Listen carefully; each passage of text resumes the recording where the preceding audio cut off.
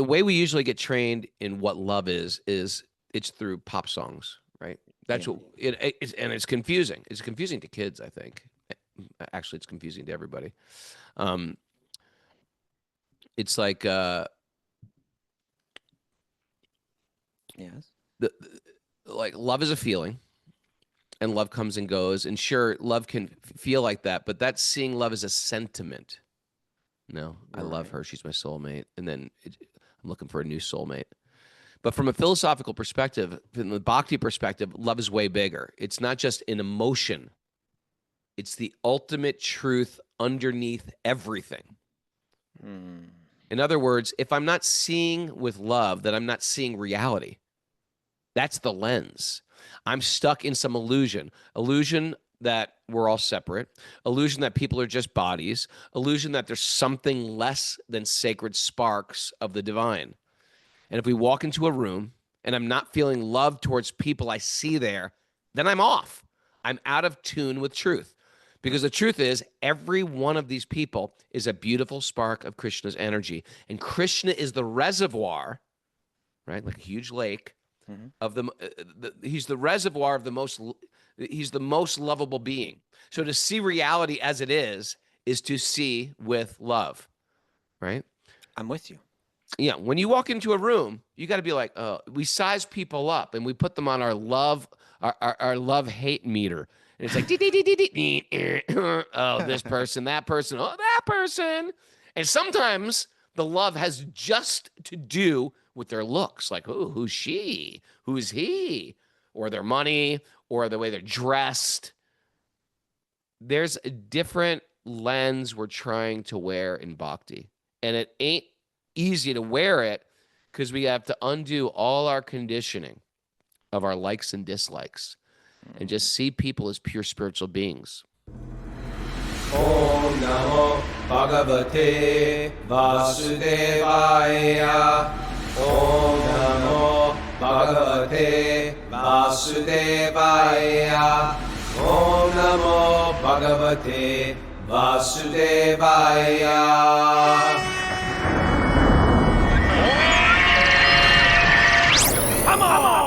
Live from Super Soul Farm, it's Wisdom of the Sages, a Bhakti Yoga podcast with your host, Raghunath, and co-host and senior educator of the Bhakti Center in New York City, Kaustubha Das. Welcome to the show.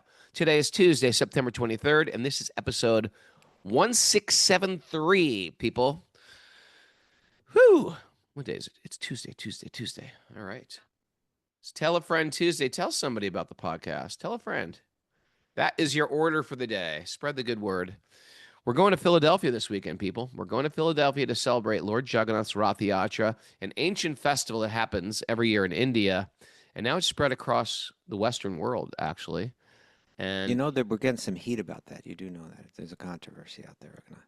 that it can only happen one day a year. Yeah, like, You can only take Lord Jagannāth out of the... but you see, they have a more of a smart, that's coming from more of a smart influence, I believe, Yeah. like the certain spiritual practitioners that are very concerned with the rules, the regulations. It must be done on this day. There's no other day that it can You be know the done. story Radha Swami said about that? You want to What? share that story? Oh, no, I don't know that story. What was that? The story We're is... squirreling off right off the bat. Well, I know it's an important story. No, I'm asking. Radha Swami was going to Puri the Okay. same day I was taking a big group. This was like in 2014. I was taking a big group I to remember Puri. that. And he said to me, "Where are you going tomorrow?" I said, "Jagannāth Puri." He goes, "I'm going to Jagannāth Puri. Can I go with you?" I said, "Yes, you can go with us." He goes, "Okay, well, I have meetings every morning. And every morning I have meetings, and then I'll take your whole group around in the afternoon." So we had like Radha Swami. First of all, we were like with him in 3 days in Mumbai. And then we were with him every day in Puri for like 5 days. Nice. And so one day I just said, "Well, who are you meeting in the morning?" He goes, "I'm meeting the king of Jaipur, or king of Puri." Yeah. I was like, "Oh, the meeting of king of Puri. Very interesting." You don't know the story? Come on, you know the story. I don't think I do know this. That much I know. He said, at first he started off, he was, interested. The king wanted to meet with him. And he said, well, he invited him in. He was very cordial. And then became sort of like very serious. And he started saying, Why? He said, according to the rules of Shastra, Lord Jagannath is only allowed to leave the temple one day a year. Okay. Why would you disregard why does the Hare Krishna movement disregard the rules of Shastra and take out Lord Jagannath On other days. on other days? You cannot neglect the rules of Shastra. You know, he's like making, he said the king of Puri is like a scholar also of, Vedic teachings. And I hope I don't misquote Maharaj here, and he sort of became, and he drilled this point on, you can't be whimsical about these things. These things are meant for a specific reason. And of course, now you have Jagannāth Rath Yatra in New York, at Gita Nagari, in Philadelphia, in Berlin, and all over the world at different places. On different days. And he said, well, we understand that there are details and there's principles. Mm-hmm. And the principle is Lord Jagannāth, meaning God, Jagannāth means the Lord of the universe, is very merciful. And now there are devotees all over the world, and many can't go to Puri, and many can't go to New York, and many can't. So we want to support, we want to encourage the devotees to come. The principle, which is Lord Jagannāth is very kind. Lord Jagannāth is very merciful. He comes out of the temple to give darshan to everyone, all the people, both brahmanas, great devotees, but also the common people, to give the blessing of his darshan. And by having darshan of Lord Jagannāth, it gives people piety. It changes the whole trajectory of their life. People randomly come up and start to sing, and their hearts melt when they see Lord Jagannāth. That is the principle, and the Lord is very merciful. Pleasing to him. It's very, very pleasing to Lord Jagannāth. It's pleasing to all the people, and it's wonderful. And he said, that is the principle. When he comes out, that is a detail. And although he shouldn't be whimsical, we are trying to get behind the detail. And we have a whole group of people that travel with that travel with this festival and set up in all these different cities. So it would be it wouldn't be practical. It would have to be then on a lunar calendar, so it would be on a different day of the week, every year. There's no way that we could get the permissions to do this and all that. Like on a Tuesday, we do it on a weekend to make it very practical. Now, we can't just go to the government of the mayor of New York or the city of New York and say, hey, this year we're going to do it on Wednesday, June 20th. That's a work day. You want to go down Fifth Avenue on a work day? Are you crazy? And they wouldn't even allow it, But then he brought up this other point. He said, Raghunath Swami said, I understand your question. Now please answer my question. Okay. To go into the Lord Jagannāth temple in Puri, you have no criteria, meaning you allow anybody who claims himself to be a Hindu into that temple. Doesn't matter their behavior. Whether they're drunkards, prostitutes, people who follow no regulative principles at all. Murderers. A murderer could go in and just say, I'm a Hindu and I'm going to go in. Why then would you not let a devotee of Lord Krishna, because Jagannāth is the Lord of the universe, why don't you let a devotee of Lord Krishna from the West inside that temple? Please tell me that. He says, well, we have a rule in Shastra that non-devotees are not allowed in. He goes, but they are devotees. They are devotees. They're foreigners from other lands and other, quote, kingdoms, but they are devotees that have given up everything to serve Lord Jagannāth. Yeah, you let non-devotees still will not let, you will let non-devotees in. People don't, right? You just won't let Western people in. You just won't let Western. Is Lord Jagannāth, is the Lord of the universe partial to a skin color? And it's a thing that, and I mean, I understand that foreigners bring bad habits in. I understand that foreigners, and therefore you want to keep a sanctity of a temple. And when invaders came, Muslims, the British came, the Portuguese came, they just trashed these temples. They robbed these temples. They looted these temples. They came in with their shoes and weapons, and and beat priests and robbed from the deity. So I understand. You want to keep these places sacred, and you've had a bad history of foreigners, but these aren't them. These people have given up everything to serve Lord Jagannāth. Why won't you let them in? Yeah, there's Raghunath Swami himself, who's like an acharya in India. He's got thousands and thousands of quote unquote Hindu disciples and followers, right? And they won't let them see. and he can't. So walk in. sometimes they hang on to these details as principles. And truthfully, this is the beautiful gift that Srila Prabhupada gave. He said, lean into the principles, not the details. The details are details, and they're going to change in time, place, and circumstance. Okay. Right? But the principles. But the principles, we have to be, and in our hearts, especially when you're not living within a big community, lean into the principles of bhakti. There you go. Lean into the principles of bhakti. Mara, note that down, please. Lean into the principles of bhakti. Okay. Raghunath, well done this morning. Thank you. Mara, I hope I didn't misquote Radhanath Swami, but that was the something like that. That was the gist of the whole thing. Okay. Yes, Mara. Hi, Mara. Announcements. Good morning. So what's going on in Philly? I'm doing kirtan. You're giving a class Friday night. I'd love it if that's what you want to do. That would be perfect. I want to do 6:30 at the Bhakti Garden. All right. Please come, everybody. This will be fun. Yeah. Hari Ashra, it's always fun just being around him. And then I'm doing something Sunday. Can Yvette, Yoga Maya find out? Am I doing something Sunday morning? Well, Yeah, she is that's what Hari driving Ashra said. He now. wants you to do some Sunday Okay, morning. well, we got to figure it out. Sunday morning at the Bhakti Garden. Yeah. Oh, the time. We need the timing. Yeah. You can post on your Instagram page, Raghu. Yeah. Give Hari Ashra a call. All right. We're going to see Professor Snooki there this weekend. Yeah. Yeah. And what about bring Rocco? Pull that cart. the reality husband? Yeah. Yeah. You'll come? Make Lord Jagannāth's Rath Yatra a reality TV show. Professor Snooki. Yeah. Okay. We should also wish happy birthday to our Zoomer, Dana Kay. Who's one of our look- most regular Zoomers since the I don't think she's ever missed a show. Dana Kay. I call her Baby Krishna. Oh, and then we should say that Miguel and his wife had another child Wow. last Congratulations. week that was born, little baby Flora. And this was, this Baby was Flora. a heart-wrenching thing because they knew that the little baby would be born with needing heart surgery right away. Wow. But the baby was born healthy. The surgery was performed. Everyone's Wow. happy. Little baby Flora is thriving. Baby Flora. Wow. All right. Amazing. Yeah. Happy birthday, Baby Flora. So that's Miguel, Brother Nature. Yeah. Beautiful. And then last announcement, but Sage group signups are happening now for the next session of your Sage groups. Okay. They're about 65% full already. So go to wisdomofthesages.com and sign up for a Sage group. We also had a Nrsimha Puja going on in Mayapur as the baby was being born. Wow. No, that's incredible. Yeah. All right. Should we dive into the nugget? Yes, nugget.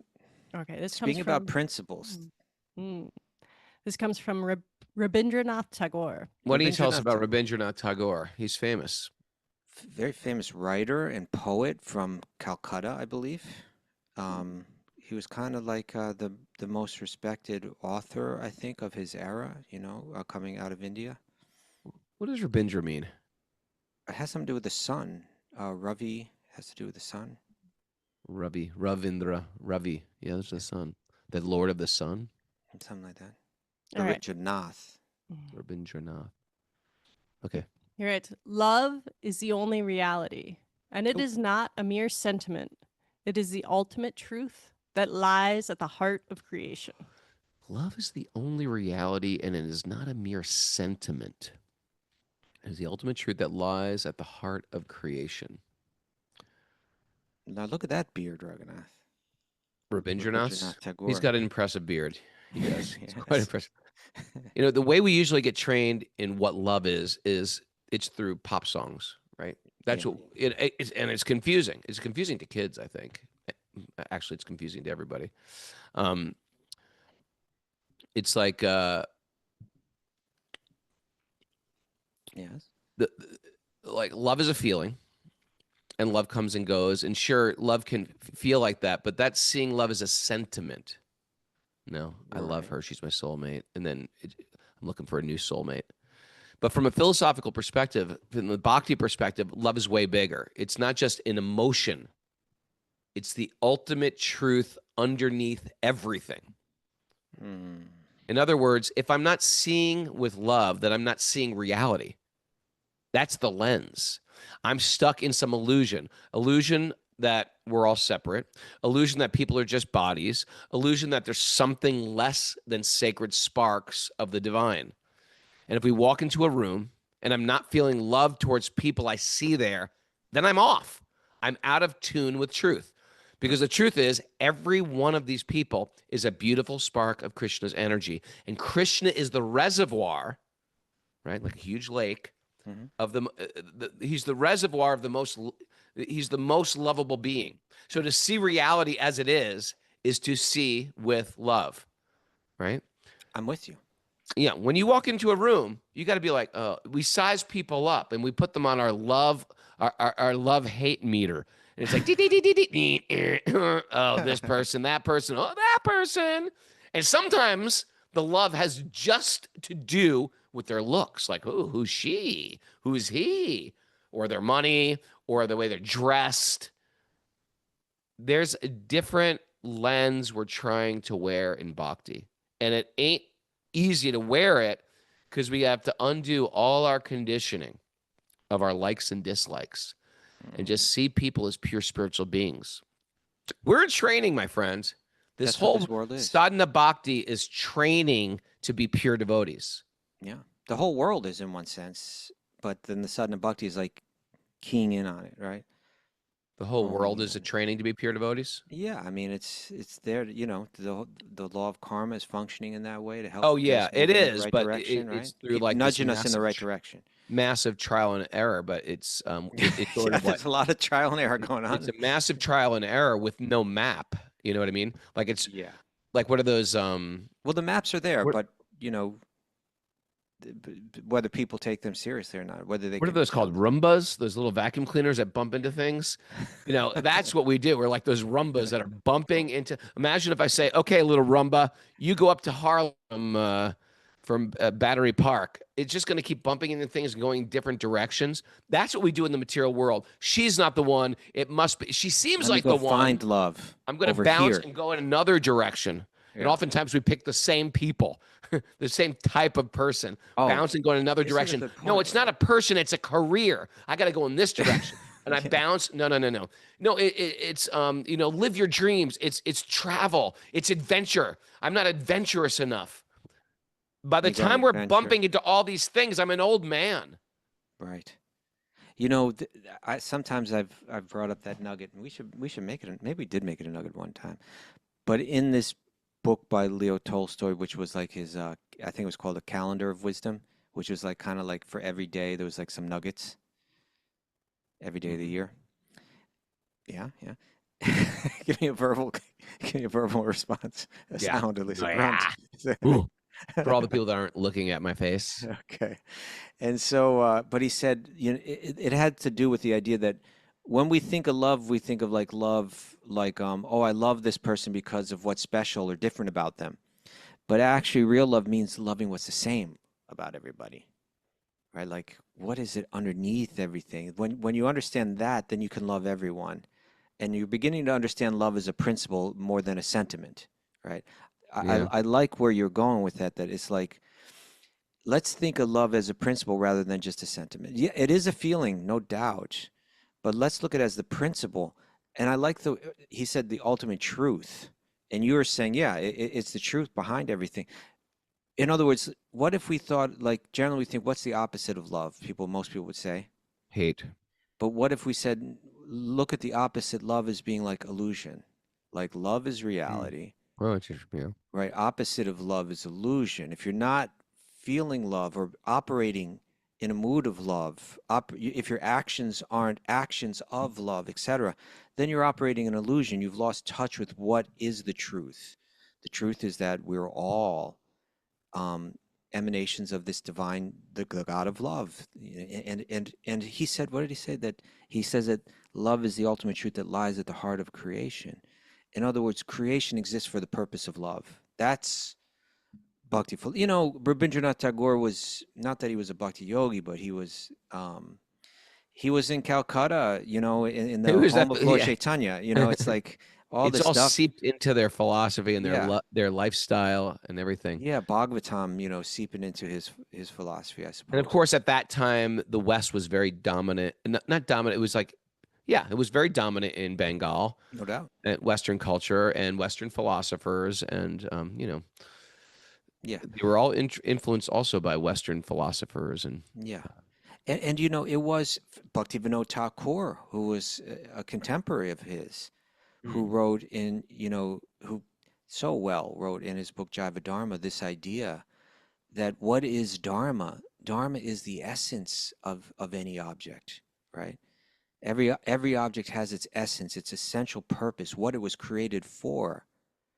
And Bhaktivinoda Tagore is writing that the Dharma, or the essence, or what we are created for, is ultimately to love God, and through God to love every living being. Like, that's our purpose. We were made to do that. And so in that sense, it's the ultimate, what do you say? It's the ultimate truth that lies at the heart of creation. Why do we exist? We exist because there's a loving center of the universe that created us so that we could enjoy love in his connection. makes so much sense, doesn't it? It makes This so philosophy makes so much it sense. all clicks into place. It just clicks like a puzzle. Just Oh, there's a few things that I don't get, but that's okay. I don't have to get everything. For the most part, in the biggest picture, what I need to navigate my life, it all makes so much sense. it's all there. It's like what we'll be reading today. We're going into the 10th canto. What is the 10th canto? It's Vyasadeva, this great sage, realizing, you know what? I've written all these books that have been like a manual for getting around this world and evolving. Mm. But I thought this stuff was just too sacred, too. I thought people might not be able to fully appreciate it. But then my guru said, no, you got to tell them that. Otherwise, they don't know how to make sense of the whole manual. You got to show them the realm of love, the purest love, the realm of Vrindavan, right? The most intimate love of Krishna. And so now he's putting it all out there in the 10th canto. And what we're seeing is, look, if you look into this world, you'll see that love is at the heart of creation. Love is the ultimate truth. It's not just a sentiment, but it's reality. And we're in a world of illusion where love gets warped into lust. Selflessness gets warped into selfishness. And we're meant to just kind of get it all straightened out and enter back into the realm of reality, which is the realm of love. Love it. I think you should be the love guru, right? I think that could be on your resume as well, love guru. That was a very that got canceled, I think. Got canceled. The love something guru. wrong with it? The love guru. Was it? It was a movie with yeah, that guy Mike Myers. Mike Myers. It was Hindus, something. Hindus complained about it. Oh, okay, gotcha. They're like, you're. I think if you were the love guru, the Hindus would have accepted it. All right, this is a great story. The stealing of the boys and the calves. This is it. By Main Lord character. Brahma. There's a big chapter, and it's a very, very cool chapter, too. I love telling this story. Narayanam namaskritya naram chaiva narotamam devim saraswatim vyasam tato jayam mudirayat. Before reciting the Srimad Bhagavatam, which is our very means of conquest, one should offer respectful obeisances to the Supreme Lord Narayan. Unto Narayan Rishi, the supermost human being, unto Mother Saraswati, the goddess of learning, and to Srila Vyasadeva, the author. Nasta prayeshvabhadreshu nityam bhagavat sevaya bhagavati utamashloke bhaktir bhavati naishtiki. By regular attendance in class in the Bhagavatam and by rendering service to the pure devotees, all that is troublesome to the heart will become eradicated, and loving service to the Supreme Lord, who is praised with transcendental songs, will be established as an irrevocable fact. Om Agyana Timurandasya Gyananjana Shalakaya Chakshurun Midatam Yena Tasmai Shri Gurave Namaha. I was born in the darkness of ignorance. My teachers are opening my eyes with the torchlight of knowledge. I offer my obeisances at their lotus feet. Reading from the Srimad Bhagavatam, Canto 10, Chapter 13, Text 1. Sukadeva Goswami is going to start this out. Okay. Oh, best of the devotees, he's talking to the king. Have you inquired very nicely? For although constantly hearing the pastimes of the Lord, you have inquired very nicely. For although constantly hearing the pastimes of the Lord, you are perceiving his activities to be newer and newer. That's the way it is, right? Yeah, ever fresh. Ever fresh. Paramahamsas, devotees who have accepted the essence of life, are attached to Krishna in the core of their hearts, and he is the aim of their lives. It is their nature to talk only of Krishna at every moment, as if such topics were newer and newer. They are attached to such topics, just as materialists are attached to topics of women and sex. That's what's big on the internet. Right? You go into the locker room. What are they talking about? Women and and sex. In the men's locker room. I don't know what's going on in the women's locker room. What are you talking about in the women's locker room, Mara? Women and sex, same thing. Women and sex. It's just like, oh, did you see her? Like that's the lowest common denominator of conversation goes. But it's saying that this conversation of the pastimes of Krishna, he's perceiving it as newer and newer. I wonder what the Sanskrit for this is here. Let's see. Newer and newer. Nava? Nutanayasi. We probably got that word from Sanskrit. Newton. Nutella. Nutella. We probably got Nutella from newer and newer flavors. Oh, you're saying because new. New. Yeah. Right? And so, I was just thinking about, like you were saying about songs about love. There's that song, Barbra Streisand, right? Which one's that? Do you know She the did one? a few love songs. I don't know, but Evergreen. we do Was the know song called Evergreen. I don't know, Kaustubha. You sing, please. Love. so, but she's saying the love is evergreen. You know that one? Okay, you don't have to sing it. Just tell me the You lyrics. asked me to. I don't know it. But I love don't is know about it. evergreen. She's singing of a love. In the material world, we find that it's not always evergreen, right? It's like it does come and go. But here we're talking about this eternal love, and not only eternal, it's part of its eternality. How many songs are talking about Bhakti? It's almost like every love song wants to be Bhakti. Eternal love, the look of love. We all want this evergreen. We all want some type of eternal love, and you just can't have it in the material world. Well, they call this in Sanskrit. They call it purva rag. The attachment that's felt when something is new. Like a lot of times people talk about the first kiss, the first time, the first this. That is special. Right? Okay. And so Radha and Krishna, and they have this purva rag. They have this feeling that it's always like the first time. It feels like the first time. There's that song, wasn't it? It feels like the first time. All right, come on, Kaustubha. Let's. All of this is stemming from The original. Krishna Lila, the origin of it all. And it's the principle behind everything, and that's why everybody's singing songs about it, right?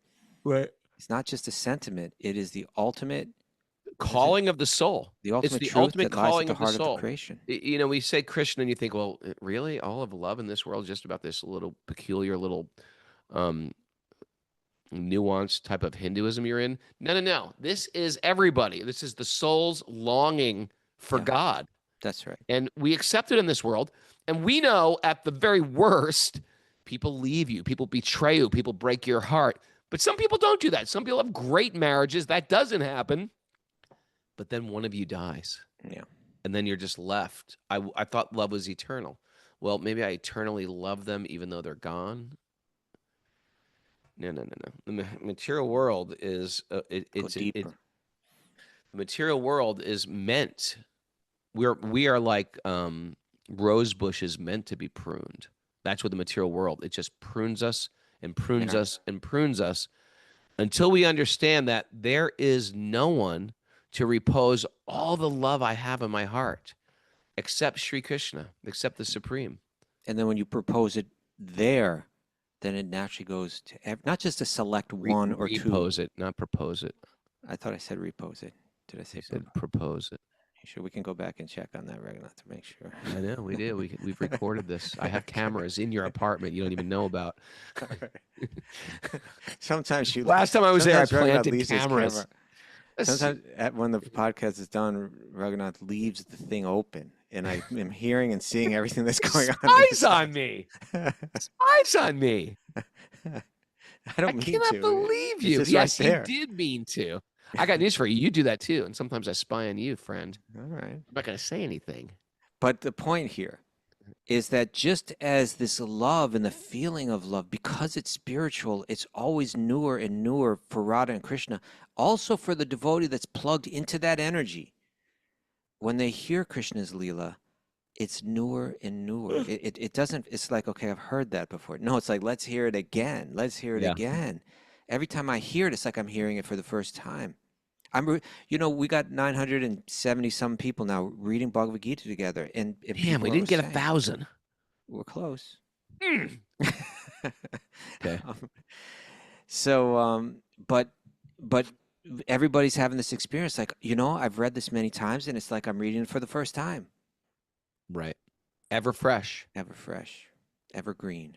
And that's what Krishna is. Krishna is ever fresh. Okay. Okay. Let's keep going with this. It's a good story. O king, kindly hear me with great attention. Right? That's how we listen to the Bhagavatam. That's how we're supposed to chant our rounds. Kindly hear me with great attention. Write that down, people. Is that Amaranja?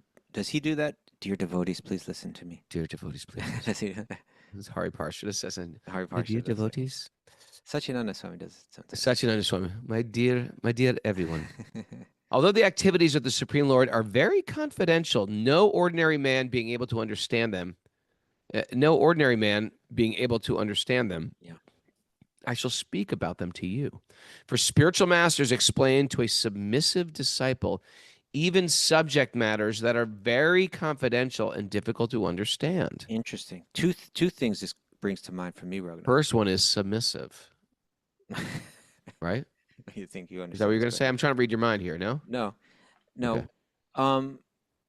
One is that, like, the Bhagavad Gita is saying, like, now I'm going to speak to you the most confidential knowledge. But it's like, well, you're telling it to everyone. Anybody that's reading this book How is hearing it. confidential is it? Well, How first of all, not many confidential is it? people are looking for it. Yeah. But what's said there is when he says, Arjuna, I'm about to speak this most confidential knowledge, he says, you can understand it because you are free of envy, anusuyave. Right? Meaning that everybody's hearing it, but not everybody's understanding. It's confidential in that sense, right? Sure. Good point. 1,000 people may hear, but just maybe a few will kind of really understand what's being said. There's a wall between them and really hearing it. This is a huge clarification you're making, because to be envious, what does it mean to be envious of God? It means you want what he has. It means God is the center of the universe. To the degree that I want to be the center of the universe, I won't be able to hear. So he's going to explain this message to the non-envious, Yes. meaning those who actually want to be submissive and serve God, they'll be able to hear it. Those who want to be the center, who want to be the know-it-all, God is all-knowing. Those who want to be the know-it-all will never hear it. Here's a simple example. You're trying to give your kid instructions. Oh, you're going to go to a party tonight? Who's going to be there? Be careful. Mom, I know. You don't got to tell me, Dad. I know this. Once a kid knows, you can't tell them anything. Right. Even if you're trying, hey, don't speed. There's cops all over. I know. That whole I know-ness means your cup is full. You cannot receive, right? I know, K-N-O-W, means no. You don't get your entry. You're blocked. Oh, you are clever. You're very clever, my friend. So the idea is that in the one sense, the parent, the elder, has a little more insight. They understand certain, and the kid is thinking, no, that my stupid parent, they don't know nothing. Right. So in the same way, Krishna is all-knowing. To the degree that I want to be Krishna, I want his opulence, I want to be the center, I want people to look up to And me. I can't stand that praise me. he's the person that's got it all. Yeah, to the degree that envy's not there, Krishna lets that information trickle in. And so a lot of our work is I want to serve the center, not be the center, and then it opens up the dam so that flow of information can come in. It's, Krishna will also say in Bhagavad Gita, what is it? Bhakto sime saka cheti rahasyam hetar uttamam. This what I'm speaking to you in Bhagavad Gita is rahasyam. It's like confidential. It's like a secret, right? Not everybody, even you hear it, you may not understand it. But he says, Bhakto sime saka cheti. But Arjuna, you're my devotee and my friend. Therefore, you can understand this mystery, right? This greatest mystery, Rahasyam hetar uttamam. It's like a big, big mystery. So that is the key that allows you, and when it comes to debate, like, Advaita Vedanta versus Bhakti Vedanta, when it comes to, like, say, the Bhagavad Gita, well, it's telling you right there that you can't understand the Bhagavad Gita unless you're Krishna's devotee, right? Like, Right. unless you come with that mood, you're never going to understand. You're going to misinterpret it. You're going to twist it in ways. So in one sense, confidentiality is, the entry is blocked according to the state of our heart, how we approach. But another important point here is that as we get to these very special pastimes of Krishna, we don't just throw this out to anyone because they won't understand it. So he's saying, what was it? I shall speak this to you, for spiritual masters explain to a submissive disciple even subject matters that are very confidential and difficult to understand. Right. Text 4. Then, so now we're back in the story. Then, after saving the boys and calves from the mouth of the big snake, Aghasura, who was death personified, Lord Krishna, the Supreme Personality of Godhead, brought them all to the bank of the river and spoke the following words. Wow. This is so I'll go down speaking. to the river. My dear friends, just see how this riverbank is extremely beautiful because of its pleasing atmosphere. And just see how the blooming lotuses are attracting bees and birds by their aroma. The humming and chirping of the bees and birds is echoing throughout the beautiful trees in the forest. Also, here the sands are clean and soft. Therefore, this must be considered the best place for our sporting pastimes. This is the place. I think we should take our lunch here since we are already hungry because the time is very late. Here, the calves may drink water and go slowly here and there and eat grass. Okay. Accepting Lord Krishna's proposal, the cowherd boys allowed the calves to drink water from the river and then tied them to trees where there was green, tender grass. Then the boys opened their basket of food and began eating with Krishna in great transcendental pleasure. Oh, nice. Like the whirl of a lotus flower surrounded by its petals and leaves, Krishna sat in the center, encircled by lines of his friends who all looked very beautiful. Every one of them was trying to look forward towards Krishna, thinking that Krishna might look towards him. In this way, they all enjoyed their lunch in the forest. I think we need to read the commentary to this. Okay, this is the commentary of text 8. To a pure devotee, Krishna is always visible, as stated in the Brahma Samhita, Shanta Sadaiva Hridayeshu Vilokayanti, and as indicated by Krishna himself in the Gita, Sarvata Panipadam Tat Sarvato Shishiromukam. If by accumulating pious activities, one is raised to the platform of bhakti, pure devotional service, Krishna is always visible in the core of one's heart. One who has attained such perfection is all beautiful in transcendental bliss. The present Krishna consciousness movement is an attempt to keep Krishna in the center. For if this is done, all activities will automatically become beautiful and blissful. Okay, this is interesting, right? First of all, we were mentioning earlier, maybe yesterday it was, that all of these commentaries, Prabhupada's literally lying on his deathbed. Yeah. Right. These are his final commentaries, and here he's speaking. He's taking this verse. I want to, you know what I want to do, Raghunath? What? What do you want to do? I want to look up the commentary on this verse from Vishwanath Tagore. See if he says anything on this. Okay. Okay. All right. Okay. Bear with me while I pull this up. But there's something in the symbolism here of everybody sitting around Krishna and everybody facing Krishna. Okay. And Srimad Bhagavatam, Canto 10, Chapter 13. What's the text? No, 8. Text number 8? Yeah. Okay. Let's check it out.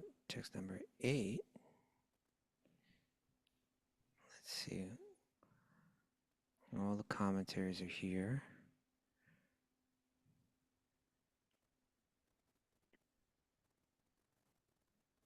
Okay.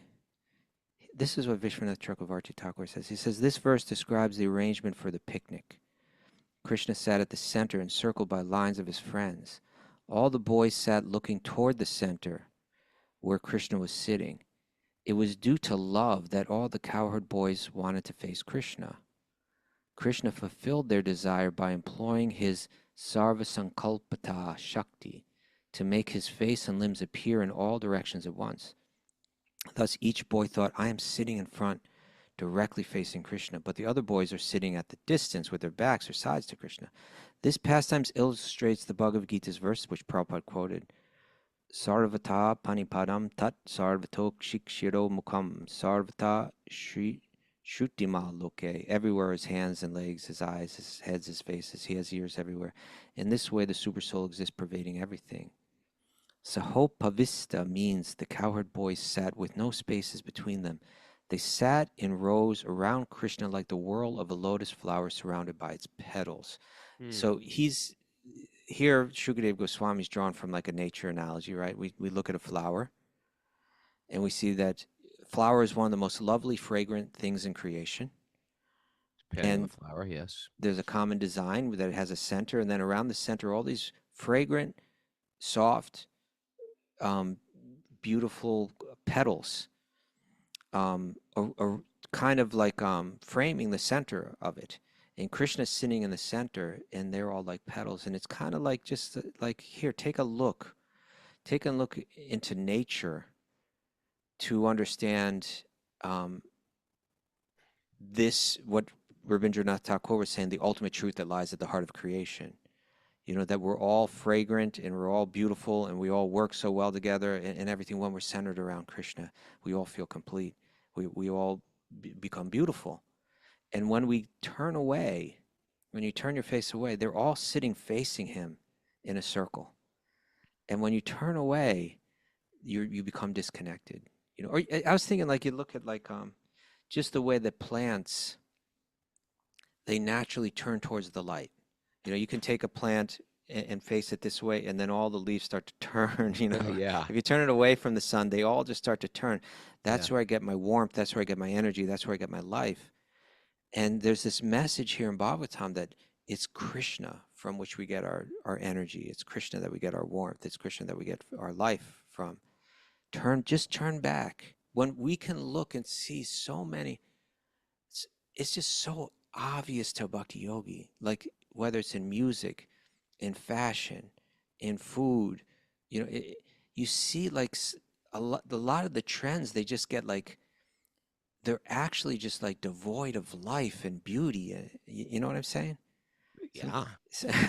Yes, I do. So much of the music you hear nowadays, like there's no beauty in this whatsoever. This is just like a manifestation of a mind that's been stripped of all beauty and knowledge and love and there's no juice in it anymore. You know? And somehow it's popular. When I was reading this verse and thinking about this too, is when Krishna is the center and everyone instinctually wants to look towards the center. Yeah. Krishna can hold that space, so to speak. He can have that worship. Everything feels right. The people who are doing the worshiping feel right. When we in the material world, separate from Krishna, become famous, or we're very beautiful, or we're very wealthy, and we become the center, so we have a little universe around us, it makes us a little crazy. It makes us a little neurotic. It makes us a little, we don't become our best selves when we are worshipped. Oftentimes, We crash. we crash hard. Yeah. You know, we become self-conscious. We become overly concerned. If someone doesn't worship us, and we have a big group of people worshiping us, and someone doesn't, we start to become hateful of those people. It bothers us. Why don't they worship me like everyone else is worshiping me? We become very conscious of our beauty, of our wealth, of our fame. Are we going to lose those things? We can't hold that much energy. A person has to be very, very grounded to be the center, because they're going to start getting antagonists. Krishna can play that position. That's his natural position. It's not our natural position to receive that much worship and even love separate from God. So that's why in Bhakti, a guru becomes a guru when they can take that worship that goes to them and really just sort of duck and pass it on. They're not holding that love as theirs. They're saying, oh, you love me? You're seeing God through me. And to the degree that the guru is at the center, and he clings on to that love as this is mine, they're worshiping me, they're not guru anymore. Right. The real guru just passes that right back onto Krishna. And otherwise, that praise becomes a big burden for our spiritual life. It is the worst thing for your spiritual life to be worshipped in bhakti, right? Because once you're worshiped, we're trying to become humble servants. Our ego already thinks we're the center of the universe. Right. We're trying to do the opposite of that. So taking on that role of guruship, of leadership like that, it is a big stumbling block on the path to bhakti unless you can handle that energy and hand it duck, over, so to speak, and hand it back to Krishna. And to the degree that I take any of that worship for myself and put that in my pocket, right? It's a fall down. For example, if I'm the teller of a bank and someone's giving me all this money, giving me $10 million today, hey, the teller just gives the money right to the bank. It's not mine. That's cool. That's cool. But imagine if I'm the teller of the bank, but I take $1 to be mine. I put it right in my pocket. Immediately, I become a thief. Even for taking $1. All the praise that we get is meant to be handed right back to Krishna, right? And the interest, and this is not just for, you or me or some guru. Anyone listening to this podcast, once you listen to this podcast, the Bhagavatam gives you some information, gives you some wisdom, gives you some thought-provoking things, and in a lot of circles will make you attractive. People will be like, wow, you know so much. How do you know so much about, spiritual life, stuff like that? Once you take that praise as yours, we become like that thief who's taken $1. Hand it over. Right? And sometimes people actually get into bhakti or get into Vedic teachings to be that guru. Like that's what they want. Leader. This is kirtan leaders, pundits, Sanskrit scholars, yoga teachers. That I want to become. I want that validation so bad. To the degree that you want it, that's a maha problem, right? Very good point, Raghunath. Very good point. Thank you. It's all got to be fed into the center. I noticed one more thing here, Raghunath, that the word used here is mandala, right? Mandala. Krishnasya Vishak Puru Raji Mandalair. That they were sitting in a mandala. They created this beautiful, harmonious, geometric form around Krishna. When everything's connected to Krishna, it takes a beautiful geometric form. The other day, I saw a photograph of Radhanath Swami arriving at the Bhakti Center. Oh, from the roof? Yes, you saw that? I saw that photo. It was like a mandala. It was a mandala. Is that what you're going to say? It was not. That's what I was going to say. And not only was it a mandala, it was very perfect. Like he was in the center. It was on the sidewalk. There was lots. They had thrown flowers from the windows. Sacred geometry, Baba, wasn't it? It was sacred geometry. And it wasn't only that, Raghunath, but maybe there's one more step. Maybe you didn't go there, but I went there. Oh, I went there. Okay, then what was it? No, I'm not going to tell you. Because it's very I'll tell you after you tell me. I want to make sure you know what the next step was. But it was almost like it was designed by someone, right? There was flower petals all over the New York City sidewalk. Maharaj is there. There's a perfect circle around him. And I said, that is the logo of the Bhakti Center. Oh, yeah. All right, that's the logo of the Bhakti Center. Is that there's a central figure, and then there's all these dots that are in layers encircling it, and that's what the word mandala means. Mandala, by different encirclements of associates.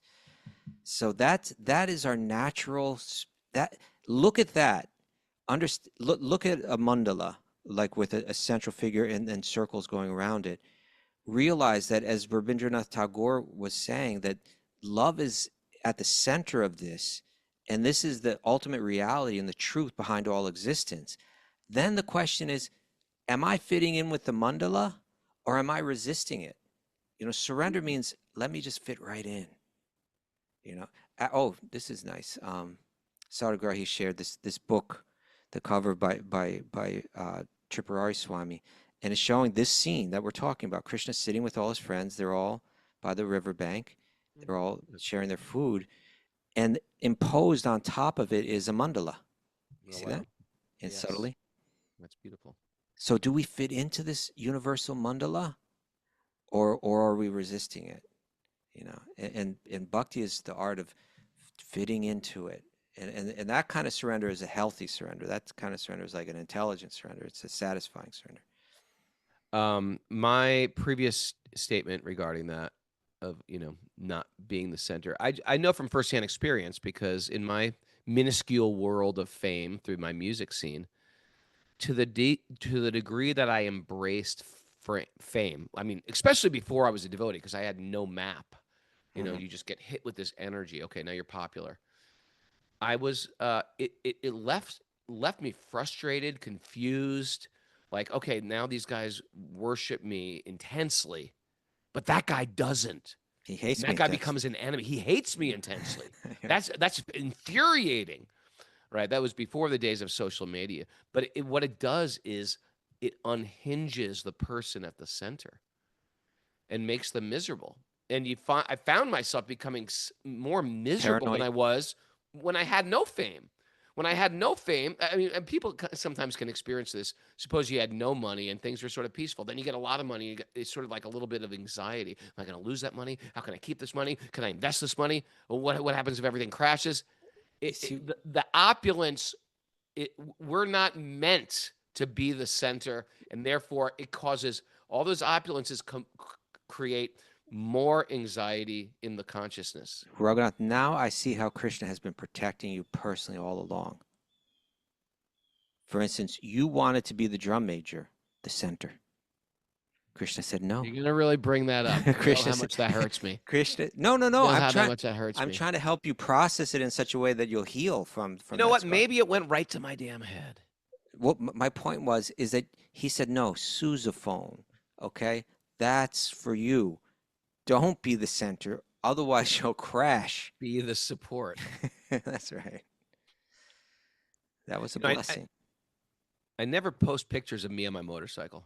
You know why? Because something about motorcycles, they're just driven by ego. Totally. I mean, it's fun to drive. I love riding motorcycle, but I never put pictures of me on Instagram or social media like with my motorcycle, because I feel like this is so ego-ish. Krishna will crush me if I do that. Because that's what happens. Once we start to think we're the center, Krishna crushes you. Right. For devotees, that's special mercy, right? Because we realize we don't want to be the center, and we're calling Krishna into our life. And therefore, once we get a little bit, I find that whenever I lead kirtan and get too into myself leading kirtan, Krishna makes me screw up somehow in playing the harmonium. See? Krishna's always been protecting you, Raghunath. Thank you. And he loves you so much, you screw up all the time. Ah, thanks, Kaustubha. That means a lot to me. That's how much he loves you. Okay, my friend. I'm ready Ready for for Miss some Mara's takeaways? takeaways. That was a fun, Good show. good show. Good Okay. show. Lean A in. really good show. You ready for some takeaways? Yes. Yeah, Mara. Lean into the principles, not the details. Lean into the principle. Don't see love as mere sentiment. No, it's more than that. Undo the conditioning of likes and dislikes. Undo it. Undo it. Just undo it. Just undo it. Mhm. That's pretty good. See with love to see reality. Right. The look of love. Illusion is the opposite of truth. That's right. No, illusion Actually, here is no, the opposite of opposite love. It's the Love. opposite of love. Sorry. That's a Yeah. good one. Yeah. Or We maybe can't say have it the other way. The opposite of love is illusion. The opposite of love is illusion. The look of love. We are rose bushes meant to be pruned. Yeah, that's heavy. That sounds a little scary, but Yeah. pruning. We are Snip. plums meant to be pruned. That's another way to. If we want to be God, we won't understand truth. Mm-hmm. Serve the center. Don't try and be the center. T-shirt, Bubba. Okay, with a big mandala on it. A real guru passes the praise back to Krishna. Guru. Surrender means fitting in with the mandala. That's right. Fit in with the mandala. Fit in with the mandala. And And be the bank teller, not a thief. Nice. don't be a thief. How about don't be a thief? Thanks everybody for joining us. Woo! What Wisdom about of a Sages butter retreat. thief? We sold out in the Wisdom of the Sages retreat, Mara. I think there's still a couple amends. one men's bed. We got one random man out there wants to go to the Let's retreat. find one right now. Oh my god. I got one space for my India trip. It's happening October 29th. I want to come to India. And then, of course, Wisdom of the Sages Retreat in India. That's going to be great. What is it, our 5th annual one? Maybe more. Wisdom training. No, it's more. Because we did one in Colombia.